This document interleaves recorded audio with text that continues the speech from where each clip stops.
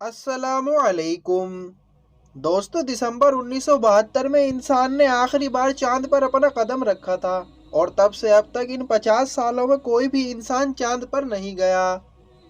لیکن اب بہت جلد سب کچھ بدلنے والا ہے، کیونکہ پوری دنیا اسپیس مائننگ کی ایک نئی دوڑ کو شروع کرنے جا رہی ہے۔ دنیا کے بہت سے ممالک چاند کی مائننگ کا سوچ رہے ہیں۔ رشیا، چائنا، امریکہ سب اس سے فائدہ اٹھانا چاہتے ہیں۔ لیکن چاند پر ایسا کیا ہے جسے حاصل کرنے کے لیے یہ تمام ممالک اپنے اربوں ڈالر خرچ کر رہے ہیں؟ دوستو، اس کا جواب ہیلیم 3 گیس کا حصول ہے۔ 1985 میں دریافت ہوا تھا کہ چاند کی سطح سے صرف 10 فٹ نیچے یہ گیس 12 لاکھ ملین ٹن سے بھی زیادہ موجود ہے۔ چاند کی مٹی کو 600 ڈگری تک گرم کر کے ہیلیم 3 گیس حاصل کی جا سکتی ہے۔ ہیلیم 3 ایک انتہائی نایاب مادہ ہے اور زمین پر یہ گیس تقریباً نہ ہونے کے برابر ہے۔ فی الحال زمین پر کیمیائی ہتھیاروں کی دیکھ بھال کے دوران ایک اضافی پیداوار کے طور پر 15 کلو سالانہ ہیلیم 3 گیس حاصل ہوتی ہے۔ اب سوال یہ پیدا ہوتا ہے کہ اگر زمین پر ہیلیم 3 انتہائی نایاب ہے تو پھر چاند پر اس کے اتنے بڑے ذخائر موجود کیوں ہیں؟ دوستو، ہیلیم 3 سورج کی سولر ونڈ سے نکلتی ہے، اور جیسا کہ آپ جانتے ہیں زمین کے اوپر ایک ایٹموسفیئر نامی تہ موجود ہے جو ہمیں سورج سے نکلنے والی نقصان دہ شعاؤں سے بچاتی ہے۔ اس تہ کی وجہ سے زمین پر ہیلیم 3 بھی نہیں پہنچ پاتی۔ اس کے برعکس چاند پر ایٹموسفیئر جیسی کوئی تہ نہیں۔ اسی وجہ سے چاند کی سطح اربوں سالوں سے اس گیس کو جذب کر رہی ہے، اور یہی وجہ ہے کہ چاند پر یہ گیس لاکھوں ٹن کے حساب سے موجود ہے۔ ہیلیم 3 گیس تابکاری مادوں کی اضافی پیداوار کے بغیر ایٹمی بجلی پیدا کرنے کے لیے ایٹمی ری ایکٹر میں بطور ایندھن استعمال ہوگی۔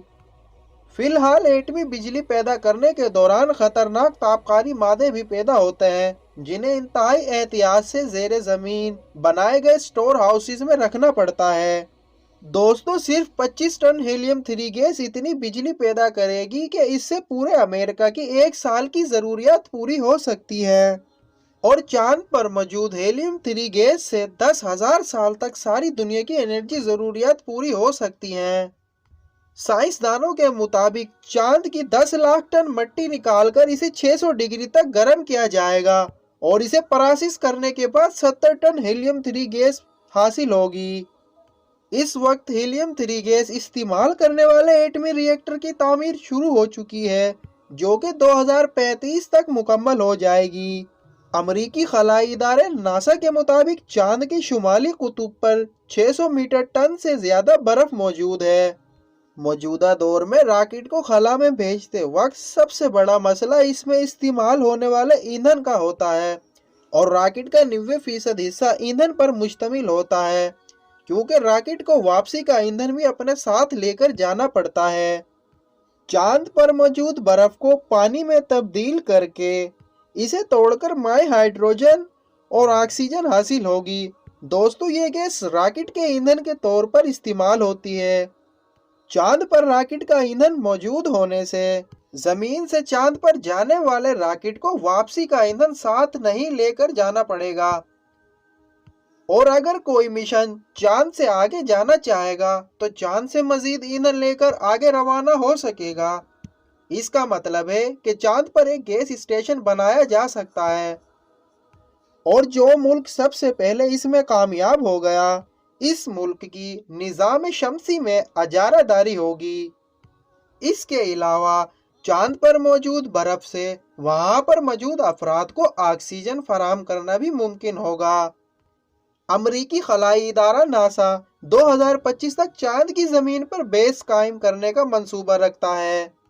چاند پر بیس قائم کرنے کے لیے زمین سے میٹیریل لے کر جانا انتہائی مہنگا ہے۔